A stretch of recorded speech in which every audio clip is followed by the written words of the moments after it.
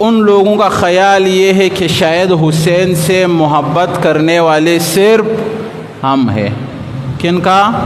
Black channel کا خیال یہ ہے کہ حسین سے محبت کرنے والے صرف ہم ہیں، باقی یہ لوگ کون ہیں؟ اہل بیت کے گستاخ ہے، حضرت حسین کے گستاخ ہے۔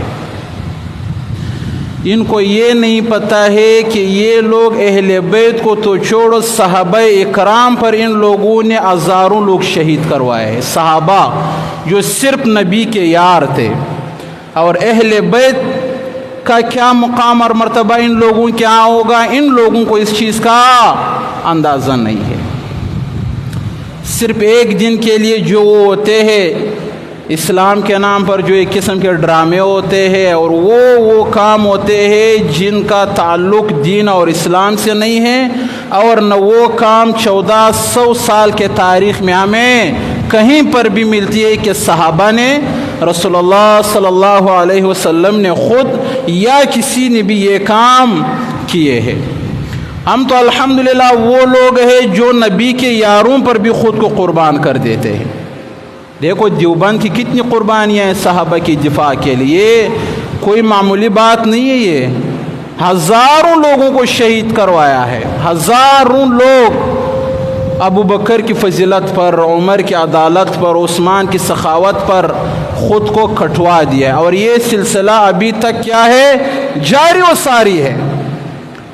اور اتنے ہزاروں لوگوں کی شہادت کے بعد اپنے موقف سے پیچھے نہیں ہٹے کہ بھائی یہ ہم کیا کر رہے ہیں۔ نہ جو شہید ہوئے ان کی شہادت پر فخر کرتے ہیں، اور خود کو اس لین میں لا کر شہادت کے لیے پیش کر دیتے ہیں کہ صحابہ اکرام کی عظمت پر ہم کوئی سمجھوتا کرنے کے لیے تیار نہیں ہے، چاہے کچھ بھی ہو جائے، کچھ بھی ہو جائے۔ رسول اللہ صلی اللہ علیہ وسلم کے تربیت یافتہ لوگوں کے لیے اس کی گستاخی، اس کی بے حرمتی اہل ایمان کے لیے قابل برداشت عمل نہیں ہے، کسی حال میں برداشت یہ نہیں کیا جائے گا۔ تو الحمدللہ بلیک چینل والے ہمیں کیا کہتے ہیں کہ یہ گستاخ اہل بیت ہے۔ کیوں بھائی؟ اس لیے کہ یہ لوگ ماتم نہیں کرتے۔ تو بھائی جب رسول اللہ صلی اللہ علیہ وسلم کو دکھایا گیا، آپ کو پتہ چل گیا کہ میرے حسین کو میرے امت کے لوگ شہید کریں گے، آپ مجھے یہ بتائیں رسول اللہ کا رد عمل اور آپ کا طرز عمل کیا تھا اس وقت جب آپ کو پتہ چلا؟ جو رسول اللہ کا طرز عمل تھا، الحمدللہ ہم اسی پر کیا کریں گے؟ عمل کریں گے، اسی پر ہم چلیں گے، کیونکہ اسی میں کیا ہے؟ کامیابی ہے۔ جب صحابہ اکرام کو حسین کی شہادت کا پتہ چلا تو صحابہ اکرام کا طرز عمل کیا تھا؟ الحمدللہ آج ہمارا بھی وہی کیا ہے؟ طرز عمل ہے۔ باقی تو 73 فرقے اللہ کے رسول نے فرمایا بنیں گے، 73 میں سے ایک جنت میں اور 72 کہاں؟ جہنم میں۔ اب یہ بھی ایک فرقہ ہے، کیا ہے؟ فرقہ ہے۔ اس کو میں اور آپ ختم نہیں کر سکتے ہیں، میں اور آپ ختم نہیں کر سکتے ہیں۔ یہ جب حضرت عیسیٰ علیہ السلام امام مہدی آئے گا، وہ اس چیز میں پھر فرق کرے گا، جو صحیح ہوں گے ان کو سیو کریں گے، جو غلط ہوں گے ان سب کو ڈیلیٹ مار کر جہنم میں پھینک دیں۔ یہ فیصلہ اس وقت ہوگا، یہ میں اور آپ کر ہی نہیں سکتے۔ نہ ہمارے پاس وہ پاور ہے، نہ ہمارے پاس وہ علم ہے۔ اللہ کے رسول نے جب فرمایا کہ 73 بنیں گے تو اس بات میں کوئی شک نہیں ہے، بن کے رہیں گے۔ اب حق پر کون ہے، باطل پر کون ہے، جنت میں کون جائے گا، جہنم میں کون جائے گا، میں قربان جاؤں محمد رسول اللہ پر۔ آپ نے فرمایا ما انا علیہ و اصحابی، بات ختم۔ کیا فرمایا؟ ما انا علیہ و اصحابی، ما انا علیہ و اصحابی۔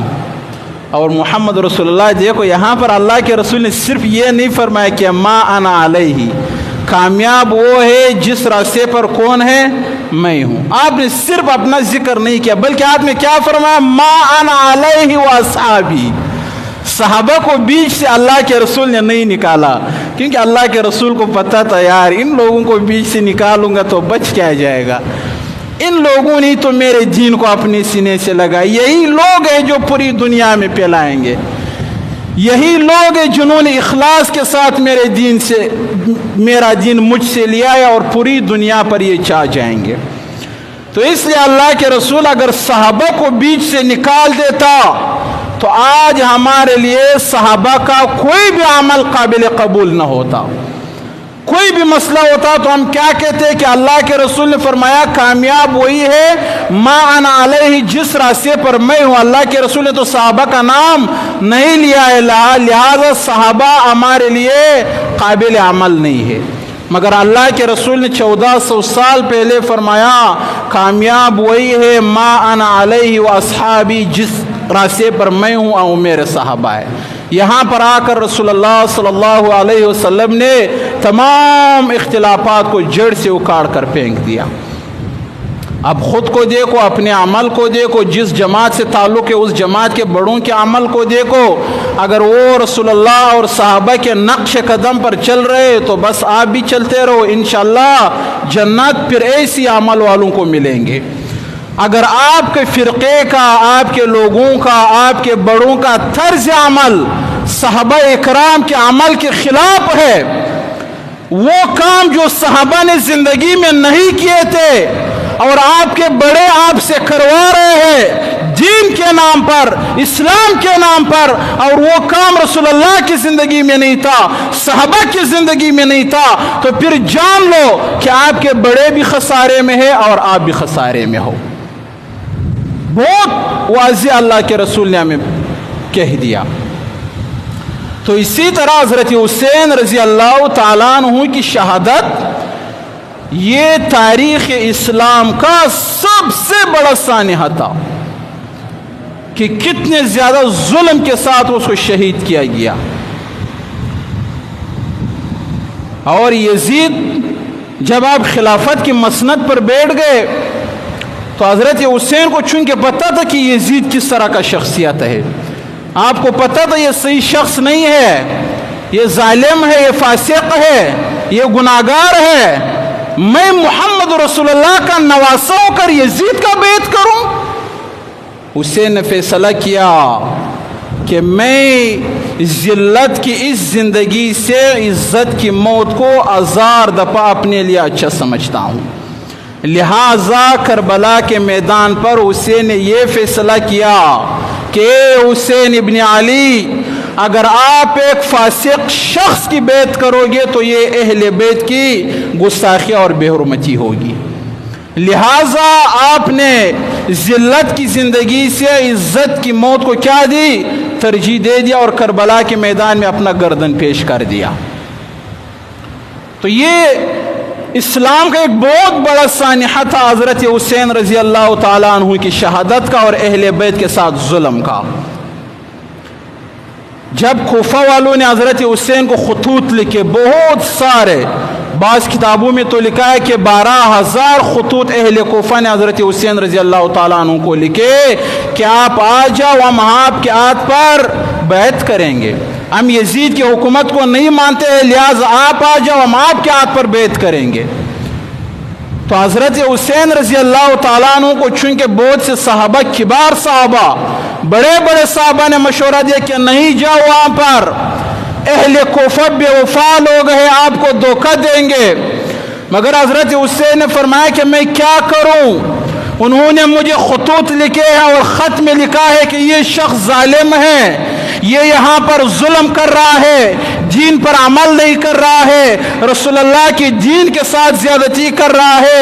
اے حسین ابن علی، اگر آپ نہیں آئے، آپ نے خود کو یہاں پر نہیں پہنچایا تو قیامت کے دن ہم آپ کا گریبان پکڑیں گے کہ ایک ظالم شخص ہمارے اوپر حکمران تھا، ہمارے اوپر مسلط تھا، ہم اللہ کے دربار میں یہ کہیں گے اے اللہ، ہم نے حسین ابن علی کو خط لکھے تھے کہ آپ آج اور خلافت کو سنبھالو، ہم آپ کے ہاتھ پر بیعت کریں گے۔ حسین ابن علی نہیں آیا، صرف اس ایک خط نے حسین ابن علی کو اس سفر پر مجبور کر دیا، اور آپ نے کبار صحابہ اکرام کو کہا کہ مجھے کسی چیز کی پرواہ نہیں ہے، نہ مجھے یہ کرسی چاہیے، نہ مجھے یہ خلافت چاہیے، نہ مجھے حکمرانی کا شوق ہے، نہ میں اس نیت سے جا رہا ہوں، مجھے اہل کوفہ کے صرف یہ خطوط جس میں انہوں نے لکھا ہے کہ اے حسین، اگر آپ आप नहीं आए तो माशर के मैदान आपका गिरबान और हमारे हाथ होंगे। सिर्फ ये खत है जो मुझे कोफा जाने पर मजबूर कर रहे हैं। अब फिर हज़रत हुसैन रज़ी अल्लाह तो ये बहुत लंबा चौड़ा वाक़या है, 20वीं दफ़ा आप लोगों ने बहुत सारे उलमा से सुना होगा, मगर मैं यहाँ पर बहुत मुख्तसर करके जो मोटी मोटी बातें वही करेंगे हम, और इंशाअल्लाह आपकी बात ज़हन में भी ये बात समझ में आ जाएगी। तो हज़रत हुसैन रज़ी अल्लाह ताला अन्हु जब निकल गए और करबला के मैदान आप पहुँच गए, तो वहाँ का गवर्नर उबैदुल्लाह बिन ज़ियाद वो आपके पास आया।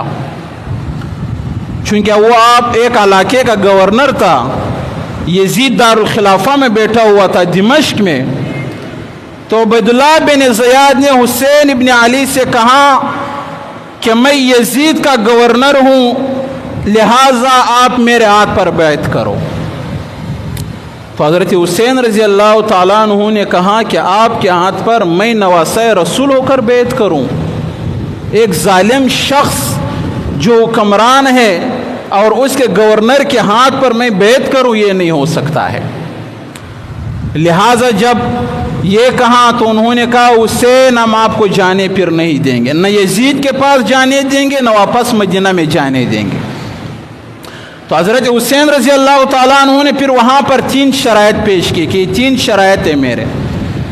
पहला शर्त यह कि मुझे वापस जाने दिया जाए, मैं जाकर शहर रसूल में रहना चाहता हूँ। तो उबैदुल्लाह बिन ज़ियाद जो गवर्नर था उसने कहा नहीं, आपको जाने नहीं देंगे। शमर आपके फ़ौज का जर्नेल था। दूसरा शर्त जो हज़रत हुसैन ने पेश किया कि मुझे इस्लामी सरहदात के करीब भेजा जाए ताकि वहाँ पर काफिरों से लड़ते हुए मैं शहीद हो जाऊँ, किसी मुसलमान से मैं न लड़ूँ। आपका ये शर्त भी रद्द कर दिया गया, नहीं आपका ये शर्त भी नहीं मानेंगे। अच्छा, मुझे यजीद से मिलने दिया जाए, मैं खुद उससे मिलूँगा, यजीद से भी आपको मिलने नहीं देंगे। अगर आप यजीद से मिलोगे तो आपके पास जो इतने 12,000 खतूत है जो हमने आपको लिखे सिर्फ आपको बुलाने के लिए, आपसे बैत लेने के लिए और आपकी हिमायत हासिल करने के लिए, उसके बाद हम जो कर सकेंगे करेंगे, क्योंकि हम ये दलील पेश करेंगे कि हज़रत हुसैन ने हमारे हाथ पर बैत किया है, लिहाजा ये खतूत हमारे हवाले करो, फिर आप जाकर यजीद से मिलो। तो हज़रत हुसैन रज़ी अल्लाह ताला ने फरमाया कि मैं तो मिलना इसीलिए चाहता हूँ कि ये 12,000 खतूत मैं यजीद को दिखाना चाहता हूँ कि ये कौन सा जुल्म आपने बर्बाद कर दिया है। यहाँ पर अहले कुफा वालों ने ये सारे खतूत मुझे लिखे हैं और इसमें आपके जुल्म को अश्कारा किया हुआ है, और उन खतूत में जिन लोगों के नाम लिखे हुए थे वो भी उस वक्त करबला के मैदान में मौजूद थे। हज़रत हुसैन ने एक एक से पूछा कि ये ख़त आपने क्या मुझे नहीं लिखा है? सब ने कहा हमने लिखे हैं ये खतूत आपको। कहा जब खतूत लिखे फिर मेरे मुकाबले में क्यों आए हो मुझे मारने के लिए? तो उन्होंने फिर कुछ नहीं कहा, खामोश हो गए, चूंकि उनका इरादा यही था कि हज़रत हुसैन को क्या करेंगे, करबला के मैदान में शहीद करेंगे। तो हज़रत हुसैन जब वो ये 3 शराइत आपके नहीं माने गए तो हज़रत हुसैन ने कहा मुझे आज रात की मोहलत दी जाए। और आप आए अपने खेमे में, आपका अहल व औलाद आपके साथ। उनको पता था कि सुबह हज़रत हुसैन क्या करने वाले हैं, उनको पता था ये बैत करने वाला नहीं है, ये अली का बेटा है। भाई किसका बेटा है? अली का बेटा है। और अली की शुजाअत और बहादुरी, अल्लाह अकबर, अली जैसा बहादुर, अली जैसी शुजाअत ये बहुत कम आपको तारीख़ इस्लाम में मिलेंगे। अली का बेटा है और रसूलुल्लाह सल्लल्लाहु अलैहि वसल्लम का नवासा है। तो आप अंदाज़ा लगाओ फिर इस हुसैन इब्न अली ने क्या फ़ैसला करना था जालिमों के ख़िलाफ़। यहाँ पर लोग कहते हैं ना कि वहाँ पर 2 शख्सों का जंग था, यजीद और हुसैन का जंग था। खुदा की कसम वहाँ पर 2 नज़रियों का जंग था। वहाँ पर हक और बातिल का जंग था, वहाँ पर रोशनी और अंधेरे का जंग था, वहाँ पर इस्लाम और जुल्म का जंग था, वहाँ पर 2 नज़रियों का जंग था। एक नज़रिया हक के लिए लड़ रहा था और दूसरा नज़रिया बातिल के लिए लड़ रहा था। फिर लोग कहते हैं दो शहजादों का जंग था, एक तरफ मुआविया रज़ी अल्लाह तआला अन्हु का बेटा था और दूसरी तरफ हजरत अली का बेटा था। अल्लाह की कसम ये दो शहजादों का भी जंग नहीं था। कहाँ हजरत हुसैन